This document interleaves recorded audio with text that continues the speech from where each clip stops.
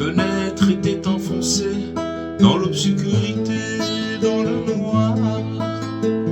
Une lueur s'est allumée et avec elle un peu d'espoir. Alors qu'il faisait nuit encore et que le vent soufflait mauvais, sur une harpe à 10 cordes, le chant nouveau s'était levé. L'exil est bientôt fini, tenez bon jusqu'au matin. Vous avez traversé la nuit avec un simple refrain. Votre lumière s'est éveillée en entendant mes accords. Frères et sœurs, tenez encore, le soleil ne va pas tarder. Le chant nouveau, miraculeux, je vais vous le dire maintenant.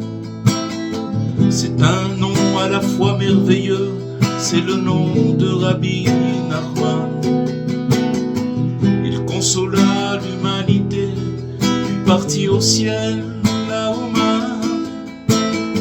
Il suffit de le réciter, Nanach Nachman, Nachman Meouman. L'exil est bientôt fini, fini la haine et la misère. Votre chant va chasser la nuit, votre paix va cesser la guerre. Tiens bon jusqu'au matin mon âme, le plus dur est déjà passé. Nanach Nachman, Nachman Meouman, il suffira de le chanter. Dans les collines de Galilée, une lettre est venue du ciel. Rabbi Nachman l'a envoyé à son élève Rav Israël, annonçant la fin de l'exil et la fin des règnes profanes. On chantera dans chaque ville Nanach Nachman, Nachman Meouman.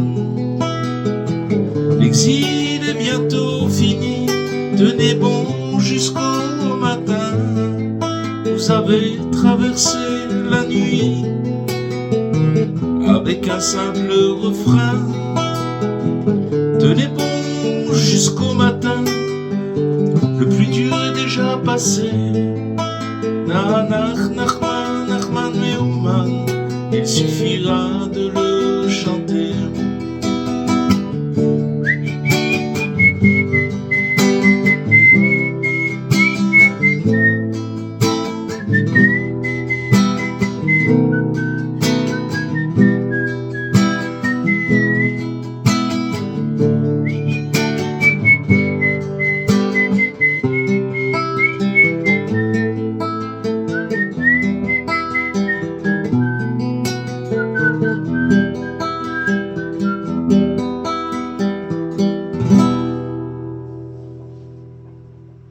Shavua Tov à toutes et à tous. Bezrat Hashem, avec l'aide de Dieu et votre permission, on va continuer encore dans notre étude 48 du Likutei Moharan. Et donc, la semaine dernière, on avait parlé de la joie. De la joie, et on va continuer dans le texte. Donc, Rabbi Nachman, il dit que l'essentiel, c'est d'être toujours dans la joie en permanence et se réjouir soi-même par tout ce qu'il peut. Alors, il faut ici souligner que, puisqu'il est écrit que non seulement au sujet du service de Dieu, mais aussi au service de la joie elle-même, se réjouir par tout ce qu'il peut. Alors, on peut se poser une question, on peut demander, est-ce que cela veut dire que tout est permis? Puisqu'il y a marqué se réjouir par tout ce qu'il peut. Est-ce que tout est permis? On pourrait imaginer peut-être de la légèreté excessive, ou de la bouffonnerie, d'accord, ou de l'ivresse, ou de la perte de contrôle, puisque voilà, tout ce qu'on peut, alors on essaye d'attraper dans la joie. Alors ici, il semble qu'il y ait deux points qu'il faut tenir ensemble. Alors, Il faut savoir que d'abord, Rabbi Nachman, il a dit clairement que vous pouvez expliquer mes enseignements comme vous voulez, à condition de ne jamais contredire un seul détail du Shulchan Aruch, du code de la loi. D'accord? Ça veut dire comment on doit se comporter. On peut expliquer comme on veut les enseignements de Rabbi Nachman, les expliquer et donner son avis, mais jamais toucher à un point de la loi. Donc, la joie, elle doit toujours rester dans le cadre de la Torah. Ça, c'est quelque chose qu'il faut dire. Mais, en même temps, il faut poser une question qui est honnête. En fait, qu'est-ce qui est le plus dangereux? D'accord? Qu'est-ce qui est le plus dangereux? Est-ce que c'est une joie un peu débordante? D'accord? Ou alors un sérieux qui est rigide et qui mène à la tristesse? Alors chacun a déjà sa réponse. C'est sûr que chacun il peut y réfléchir, mais il n'y a pas besoin de souligner les choses, elles sont claires. C'est sûr que la joie débordante, elle est mieux que quelqu'un qui est sérieux, et que ce sérieux qui peut l'amener à la tristesse. Et de l'autre côté, alors, il faut essayer de faire une prière, que véritablement, Dieu il nous envoie de vrais maîtres, qui soient capables de nous apprendre où est le juste milieu. C'est-à-dire qu'en même temps, être dans une joie constante, et même qui déborde, tout en étant de temps en temps sérieux, mais c'est un fil qui est tellement... C'est du funambulisme, ça veut dire c'est vraiment de l'équilibrisme pour arriver à cette chose-là, et on a besoin de maîtres qui soient capables de nous faire montrer le chemin. Et aussi, il y a un autre aspect qu'il faut souligner, que Rabbi Nathan, il raconte qu'un jour, il était dans une auberge, et il a vu un ivrogne qui l'a énormément réjoui. Et donc, à propos de cela, il a écrit, Rabbi Nathan, « Toute ma force me vient que par la joie. » Ok? Donc, alors, qu'est-ce que ça nous apprend? Ça nous apprend une chose très très importante. Que si quelque chose apporte de la joie sans sortir du cadre de la Torah, même si cela peut paraître étrange ou alors inhabituel, alors ce n'est pas du tout à rejeter. Même je crois qu'il y avait une histoire une fois où Rabbi Nathan, il s'est retrouvé sur un bateau, et là-bas il y avait je ne sais pas si c'était les marins ou il y avait un groupe de gens là-bas qui ont commencé à boire et à danser. Et Rabbi Nathan, il a dansé. Il a dansé parce que tout simplement, comme il a dit, toute ma force, elle ne vient que par la joie. Et véritablement, il faut demander de mériter que lorsque on tombe dans la tristesse, que Dieu nous envoie quelqu'un, parfois un homme simple, parfois un personnage inattendu, qui nous redonne le sourire. Parce que véritablement, tout dépend de la joie. Et c'est pas un hasard si notre patriarche plutôt, Isaac, il s'appelle ainsi, et en vérité son nom il veut dire le rire. Yitzhak, ça veut dire le rire. Parce que le rire il est lié tout simplement à la vie, au renouveau, et même au secret de la résurrection des morts. Donc, voilà ce qu'on peut dire. Et donc, Rabbi Nachman il dit, et même au moyen de petites sottises, c'est-à-dire de se réjouir, de se rendre joyeux par tout ce qu'il peut, même au moyen de petites sottises. Ça, c'est vraiment dans le programme Breslev original. Qu'est-ce que c'est un Breslev? Ça veut dire se servir de petites sottises, de bêtises, pour se rendre joyeux. C'est sûr que les gens qui sont rationnels, qui entendent ce genre de discours, alors c'est vrai que ils peuvent être peut-être étonnés ou choqués. Mais il faut savoir que le Talmud, il raconte une histoire qu'il y avait deux hommes qui faisait rire les gens sur le marché. Il y avait deux personnes qui faisaient rire des gens sur le marché. Ils racontaient des blagues. Ils faisaient des grimaces, des petites scènes, des sortes de clowns, juste pour sortir les gens de leur tristesse et de leur dépression. C'est ça qu'ils faisaient sur le marché. Et un jour, le prophète Élie, il est passé et il a dit, ces deux-là, c'est-à-dire ces deux bonhommes-là, ils ont part au monde futur, au monde à venir. C'est-à-dire que maintenant, vous voyez, vous allez... pour que le prophète Élie, Eliyahu Hanavi, il a vu ces deux personnes qui étaient... C'est Talmud qui raconte cette histoire. Qu'ils ont le monde futur, ça veut dire que c'était quelque chose de très très grand. Mais en fait, qu'est-ce qu'ils faisaient de si extraordinaire?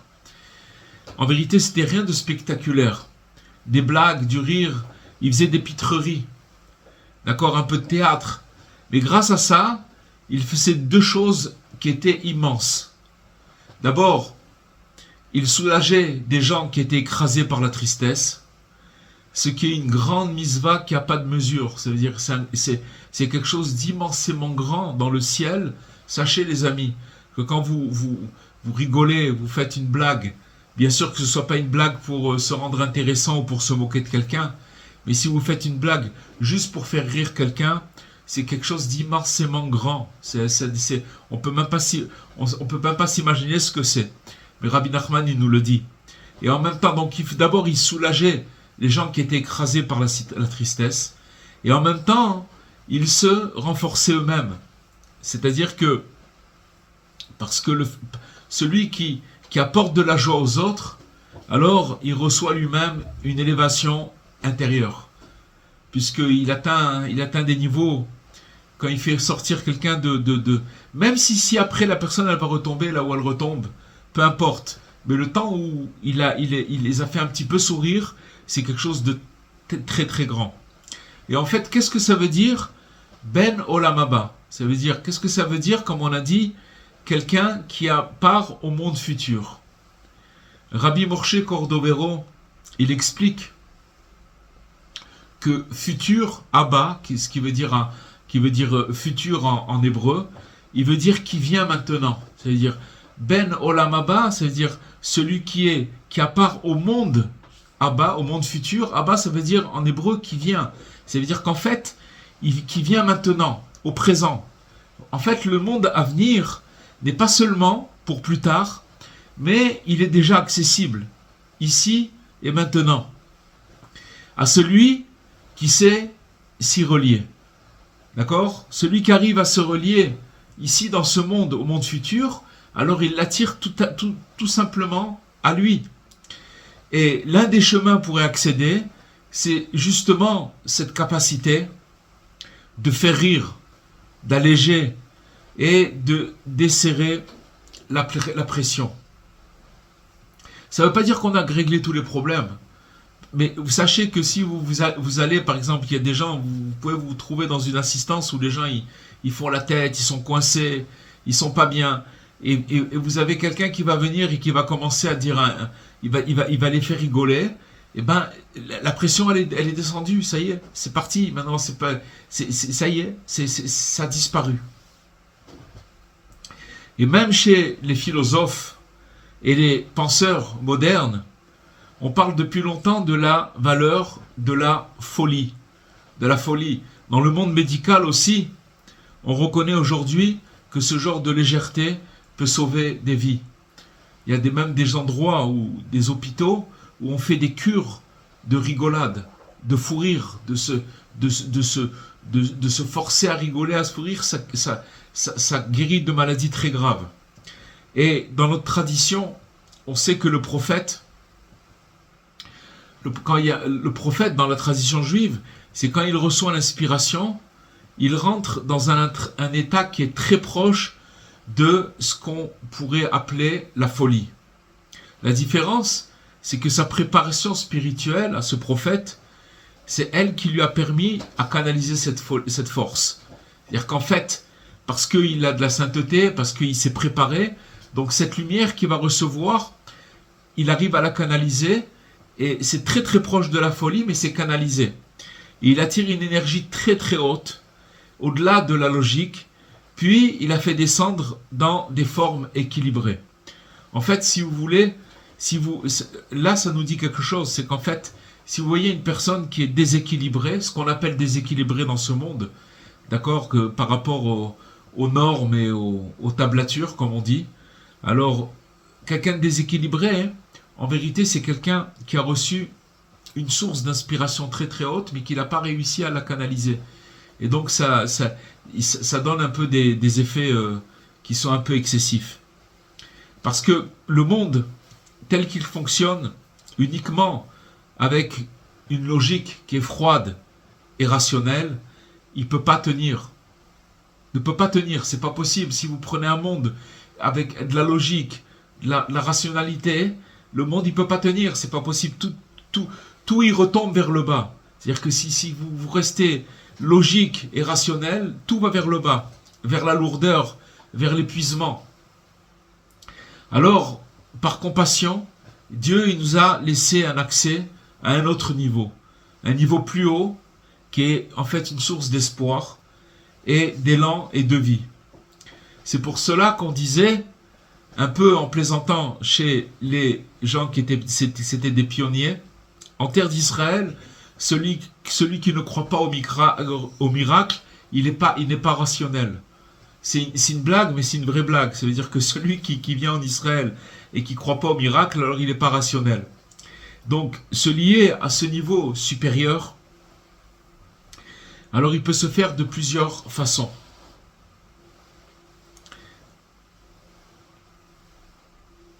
Et donc, si vous voyez l'art, que ce soit des fois la musique ou l'art, l'art de peindre, tout ça, ça veut dire que c'est quelque chose qui, c'est pas pour rien que les gens ils sont prêts à payer très cher pour un instant d'inspiration.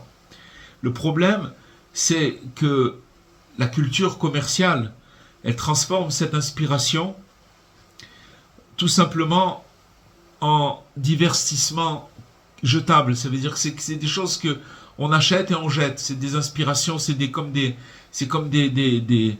doses d'inspiration, mais comme elle s'est corrompue par l'argent, alors donc en fait ça laisse souvent un goût de vide. Ça n'amène nulle part. Maintenant, en fait, ce qu'il faut prier, c'est de trouver une forme d'expression vraie, qui est simple, qui est libre, et qui ouvre le cœur vers le haut, même quand ça dépasse la logique. On parle toujours de la joie, on essaye de chercher qu'est-ce que ça veut dire la joie.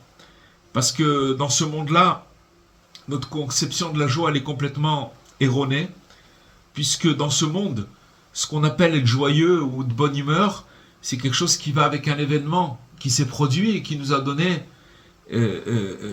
l'occasion, qui nous a donné le fait qu'on puisse être content. Mais en vérité, c'est pas du tout de cette joie que Rabbi Nachman y parle, parce que c'est pas de la joie, puisqu'elle dépend, si vous voulez, d'un événement qui nous a réjouis. Donc cet événement, quand il nous a réjouis, alors on est content, et dès qu'il n'y a plus d'événements qui nous réjouit, alors on n'est plus content. Donc c'est pas de la joie, ça s'appelle pas de la joie. Et Rabbi Nachman, il raconte une parabole célèbre. Il parle de la récolte qui rend tout le monde fou. En fait, c'est l'histoire d'un roi qui savait lire dans les étoiles et il a vu que la moisson qui allait arriver dans quelque temps, elle allait être empoisonnée et que tout celui qui allait en manger, il allait devenir fou. Alors il s'est posé la question, qu'est-ce que je vais faire ? Qu'est-ce que je vais faire ? Et donc il a appelé son conseiller, ils en ont parlé tous les deux. Le conseiller, il a dit, mais Majesté, il n'y a pas de problème, la solution elle est simple. Ce qu'on va faire, c'est que on va garder de la bonne moisson, qui n'est pas encore empoisonnée, on va la stocker, et on va la mettre de côté, et on va la garder pour nous. Et quand la moisson empoisonnée, elle va arriver, on va donner ça aux citoyens, à tout le monde. Et puis nous, on mangera de la bonne moisson, et comme ça, on ne sera pas fou. Alors le roi il a dit mais ça marche pas ton truc. Pourquoi? Parce que ce qui va se passer c'est que ceux qui vont manger de la moisson empoisonnée, ils vont nous voir à nous comme des fous. Ils vont nous voir en comme des fous. Pourquoi ils vont nous voir comme des fous? Parce que nous, on sera, c'est vrai, normaux, puisqu'on n'aura pas été empoisonné, mais tous les gens ils vont nous voir comme des fous. Donc ça veut dire que quand tout le monde il devient fou, celui qui garde la vraie lucidité, il passe pour un fou aux yeux des autres. Donc c'est pour ça que celui qui accepte de faire un peu le fou, de faire des bêtises, de rire, de casser la lourdeur, pour fuir la dépression, il devient en réalité le seul chemin sain d'esprit. C'est lui en vérité celui qui est sain d'esprit, c'est lui qui est pas malade, ou en tout cas qui sort de sa folie et de sa maladie. Même s'il passe pour quelqu'un d'étrange. Comme il nous raconte le Talmud, ces deux qui faisaient les clowns, ils faisaient des pitreries, ils faisaient des blagues pour décoincer les gens. Et en vérité, c'est eux qui avaient part au monde futur. Donc, il nous dit ici, Rabbeinu, c'est les paroles de Rabbi Nachman, se faire fou, se faire un fou, comme un fou. Qu'est-ce que ça veut dire? Il nous parle ici, Rabbi Nachman, de choté. La sot atzmo ke choté. Choté, ça veut dire un fou. Il faut se faire comme un fou. Donc, un choté, c'est un fou. En vérité, c'est quoi un fou? C'est quoi un fou? C'est un idiot ou un simplet. Quelqu'un qui n'est pas logique, qui n'est pas sérieux. C'est ça un fou. Et voilà que, enfin, quelqu'un de vraiment sérieux, il vient de nous dire, faites-vous passer pour des fous. Vous vous rendez compte? C'est Rabbi Nachman qui dit ça. C'est pas maintenant une espèce de professeur ou de quelqu'un qui a trouvé une méthode. D'accord? C'est Rabbi Nachman, c'est notre maître qui nous dit, quelqu'un de tellement sérieux qui vient et qui nous dit, faites-vous passer pour des fous. Si c'est le sage lui-même qui nous le dit, qu'est-ce qu'on va répondre après lui? Qu'est-ce qu'on va pouvoir dire après lui? On va commencer à dire, à commenter, à dire, etc. Et donc, celui qui voudrait se croire plus malin que le tzaddik, que le sage, qu'est-ce qu'il va devenir en réalité? D'accord? Donc, Rabbi Nachman, il le dit clairement. Quand un fou, écoutez bien les amis, Rabbi Nachman, ce qu'il dit, il dit quand un fou, il obéit à un homme sain d'esprit, alors il cesse d'être fou. C'est tout. C'est ça. Quand quelqu'un, il est fou, on sait que quelqu'un, il prend conscience combien il... C'est quoi un fou, en fait? Un fou, c'est quelqu'un qui est angoissé, qui a des phases d'angoisse, de dépression, d'accord? Même si c'est pas on parle pas maintenant de dépression qui reste toute la journée au lit on parle pas de ça. Même ça s'appelle, ça veut dire quelqu'un qui il a atteint encore plus de la folie. Mais le monde entier, vous voyez des gens qui, grâce à Dieu, beaucoup de gens qui ont, dans le monde, on peut pas mourir de faim, peut-être dans des zones qu'on connaît pas, qu'on n'habite pas, mais on peut pas mourir de faim.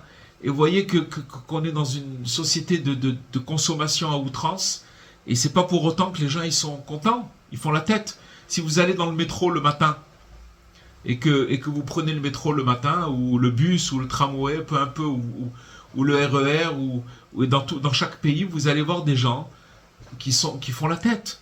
Ils font la tête. Donc ça veut dire que maintenant, ça s'appelle un fou. Maintenant, quand ce fou-là, il obéit à un homme qui est saint d'esprit, qui s'appelle Rabbi Nachman, alors il cesse d'être fou. Et si cet homme qui est saint d'esprit, il nous ordonne explicitement de nous faire comme des fous, alors c'est notre guérison. Il faut savoir que c'est notre guérison du corps et de l'âme. Heureux sommes-nous.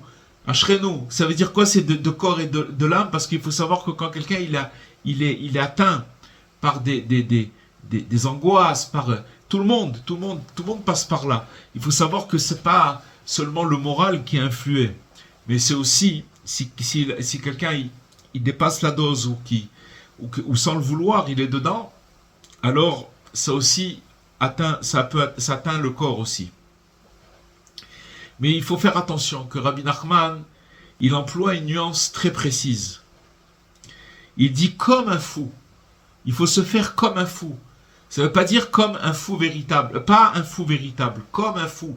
C'est une nuance qu'il faut savoir. Ça veut dire que faire le fou, oui, c'est sûr qu'il faut faire le fou, mais en gardant toujours un petit coin de lucidité dans sa tête. Il faut rester maître de cette folie pour qu'elle reste utile et qu'elle soit constructive et qu'elle ne nous dépasse pas. Donc c'est un jonglage. Mais il faut utiliser cette folie et il faut, voilà, ça veut dire qu'il faut faire, il dit comme un fou, mais pas un fou véritable. Donc c'est pour ça qu'on disait tout à l'heure qu'il faut trouver un maître qui...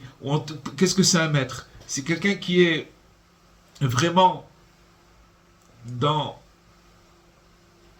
attaché au conseil de Rabbi Nachman et que on peut voir chez lui comment il se comporte au jour le jour. C'est ça, c'est à force de s'être, comme dit, c'est un fou qui a obéi à un homme saint d'esprit, alors il sort de la folie. Alors, qu'est-ce que ça veut dire? C'est-à-dire qu'il s'est annulé à cet homme saint d'esprit. Et donc, il a acquis, si vous voulez, petit à petit, il se débarrasse de sa folie. Donc, on a le mérite de connaître des gens comme ça. Et donc, c'est exactement le sens du signe que le roi, il conseille à son conseiller, comme on a dit tout à l'heure. En fait, ce qu'il lui a dit, on n'a pas terminé l'histoire, c'est qu'il lui a dit, maintenant, ce qu'on va faire, c'est que nous, on va laisser la moisson... On va manger aussi de la moisson. On va manger aussi de la moisson empoisonnée, mais seulement on va se faire un signe, toi et moi, sur notre tête. Ça veut dire quoi ce signe-là? Qu'il faut jamais perdre complètement le point de clarté. Ça veut dire que même quand on descend volontairement dans la légèreté et la simplicité, ça veut dire que finalement, ce signe-là, il leur a rappelé, ok, nous aussi on est fous, mais seulement on se rappelle qu'on est fous. Déjà de se rappeler, de savoir qu'on est fou, c'est déjà un point de clarté. D'accord? Et faire le fou, oui, il faut faire le fou, mais en gardant de la clarté. Comme il dit, Thierry, faire le pitre. C'est ça, c'est exactement ça, faire le pitre. Alors on peut s'étonner d'une chose, avec tout ce qu'on dit maintenant, dans tout cet enseignement, on ne parle presque pas, même pas à demi-mot, de l'attachement au tzaddik comme guérisseur des âmes. On n'en parle pas. Pourtant, tout le monde y sait combien Rabbi Nachman, il a souligné la valeur du tzaddik comme guide, et combien il est difficile de se soigner sans thérapeute. C'est sûr que sans docteur, le grand docteur, c'est pas possible de sortir des pathologies. Et donc, voici en fait la réponse qui donne ici le Rav Besançon dans son livre, que pourquoi on ne souligne pas la valeur du tzaddik comme guide dans cet enseignement. En fait, la réponse, elle est très simple.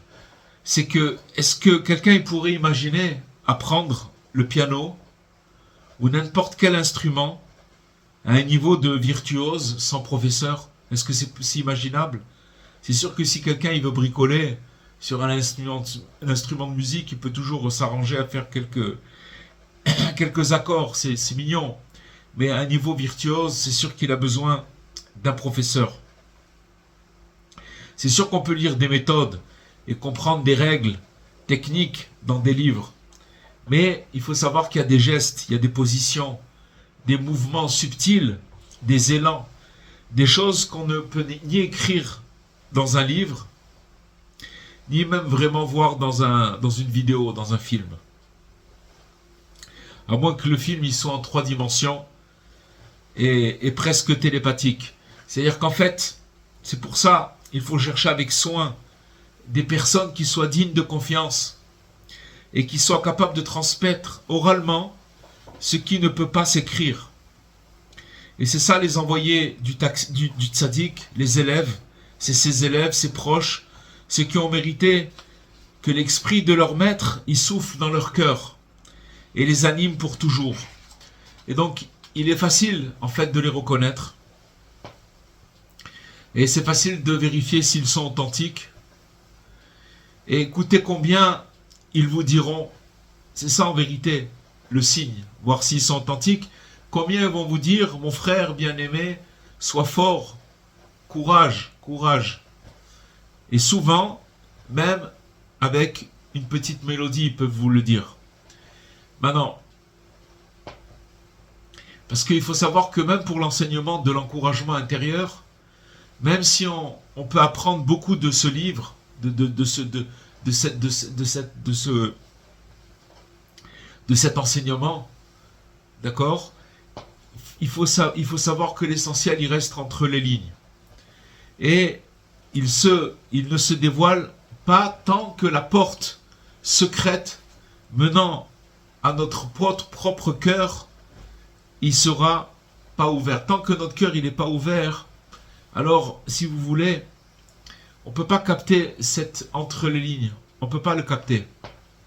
Mais lorsque on s'attache par des liens d'amour à de bons amis qui fortifient notre cœur, c'est en fait qu'on fréquente. C'est ça les bonnes fréquentations.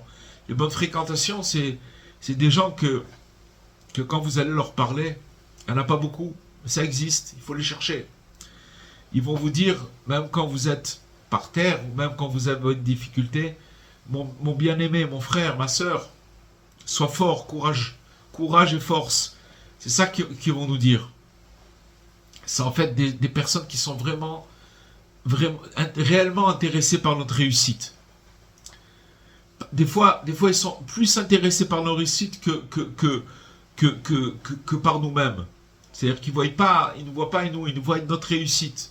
La réussite absolue. Et quand on partage avec eux des paroles, des expériences et des moments de rencontre, et qu'on se lie à eux affectivement, alors ça sera comme si on était plongé dans un fleuve qui purifie de toute tâche.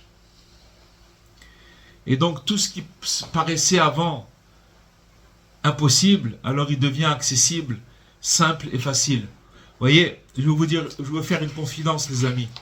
Quand je lis ça, je peux dire que moi je connais un homme depuis l'âge de 16 ans qui s'appelle Rav Besançon.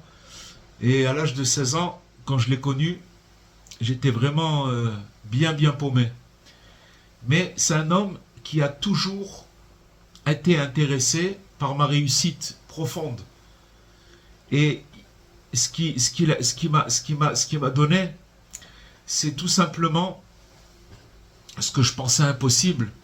Et bien petit à petit, c'est pas terminé, la route elle est encore longue. Mais en tout cas, déjà, ce qui a été parcouru, c'est vrai que si j'avais pas eu ce regard bienveillant, j'aurais même pas pu commencer quoi que ce soit.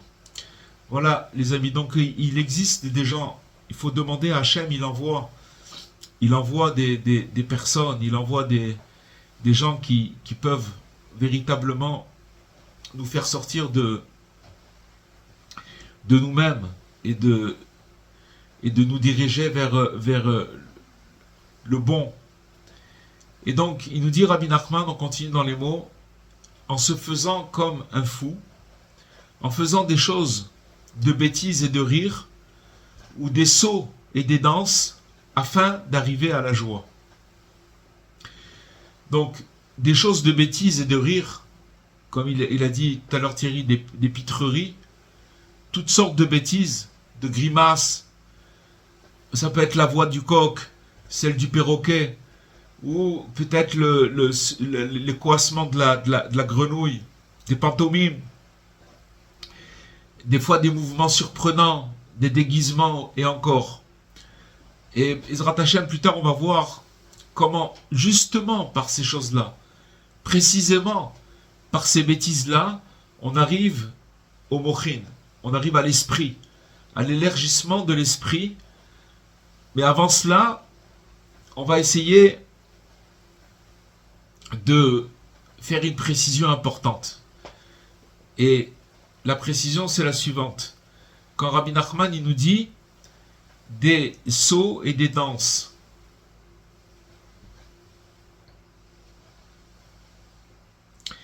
Alors il nous dit ici que il y a un principe qui est posé entre nos mains, que lorsque notre maître il sort de la règle générale, c'est-à-dire d'une règle générale, il sort un détail en exemple, alors il faut y prêter beaucoup d'attention et d'essayer d'y chercher une nouveauté.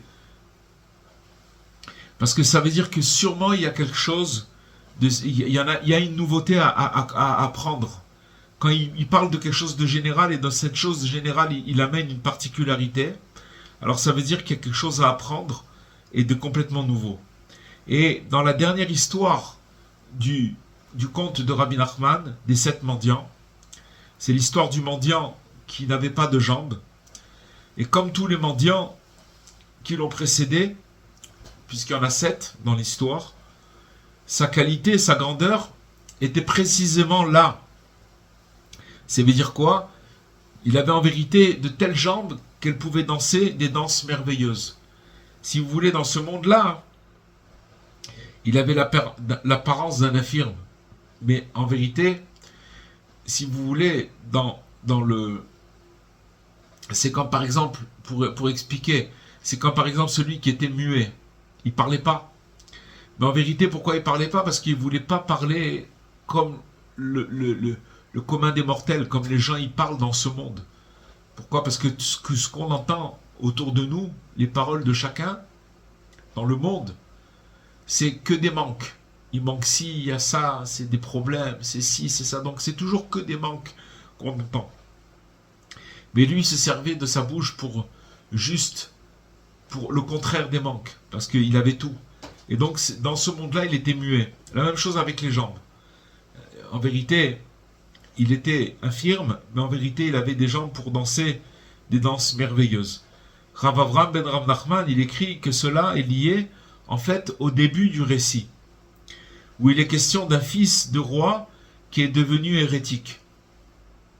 Et l'idée est que le dernier mendiant, c'est celui qui a la capacité de réparer l'hérésie finale. D'accord? Celui qui se répandre, c'est quoi cette hérésie? C'est celle qui va se répandre comme un déluge à la fin des temps. Et donc précisément par une thérapie avec des danses. Donc pour faire juste un résumé très brièvement, l'histoire elle commence avec un roi qui a donné sa royauté à son fils de son vivant. Il a voulu la donner. Et donc, il a fait un grand festin. Et puis, quand il y avait tous les notables pendant la fête, il s'est levé, le roi père qui était encore vivant. Il a dit, moi je lis dans les étoiles. Et je vois que tu vas perdre ta royauté. Tu vas la perdre. Donc maintenant, si tu restes joyeux, moi je serai joyeux. Mais si tu es triste, alors moi je resterai joyeux. Si tu es triste d'avoir perdu ta royauté. Mais si tu restes joyeux, alors moi je serai dans une joie débordante. Donc ça, c'est ça la joie débordante. Ça veut dire que quand une personne, elle perd ses moyens, et que malgré tout, alors, il reste joyeux. C'est-à-dire il est tombé. Il est tombé, que ce soit à tous les niveaux, on peut tomber. Au niveau spirituel, au niveau matériel, au niveau de la santé, au niveau du moral. Tout ça s'appelle tomber. Donc, quand une personne, elle a plus les moyens, quand une personne, il y a des milliers de façons de tomber. Ça veut dire qu'il a perdu son pouvoir. Quand il a perdu son pouvoir, justement, c'est justement, précisément par une thérapie des danses qu'il arrive à guérir. Maintenant, au dernier siècle, il y a eu le mouvement qui s'appelait le mouvement de la Scala. C'était en fait un mouvement qui prônait le fait d'apprendre les sciences profanes à l'époque où les murs du ghetto juif, ils ont commencé en Europe centrale à tomber et que voilà, qu'il y avait une tradition où comment les enfants ils apprenaient, etc. Et que petit à petit, ces philosophes, ça s'appelait le mouvement des Lumières. Et certains, ils ont pensé que puisque la Mishnah le traité de Havot, il dit sache quoi répondre à l'hérétique. Malachiv la pikoros, sache qu'est-ce qu'on doit répondre à l'hérétique. Alors, ils ont pensé qu'il incomberait à tout sage fidèle d'étudier des sciences étrangères afin d'avoir quoi répondre aux négateurs. Donc c'est ça, ils ont fait ce raisonnement-là. Mais Rabbi Nachman, notre maître, il a refuté cette opinion avec force. Il a révélé que face aux maladies du cerveau, rien n'est inutile si ce n'est un traitement par les jambes. C'est-à-dire que quand maintenant la tête elle est complètement à l'envers, c'est là où on se trouve maintenant, parce que cette histoire du 13e, le 13e conte, l'histoire des 7 mendiants, ça relate où c'est qu'on se trouve maintenant, à la fin des temps. Et qu'en vérité, ça ne sera plus avec la tête qu'on va résolver les problèmes, mais ça sera avec les jambes, c'est-à-dire avec les danses.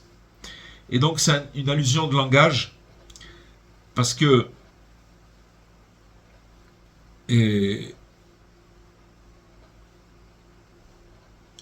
la danse, elle guérit des maladies graves.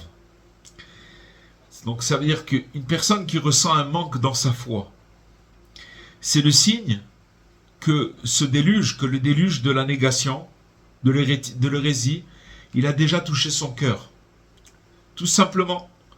Et la conséquence, quand quelqu'un il perd sa foi, la conséquence immédiate, c'est cette faiblesse. C'est tout simplement que son moral, il chute. D'accord? Une chute de morale. Et d'où provient la lourde tristesse qui caractérise des confusions multiples du déluge, de ce déluge dont Rabbi Nachman il a parlé.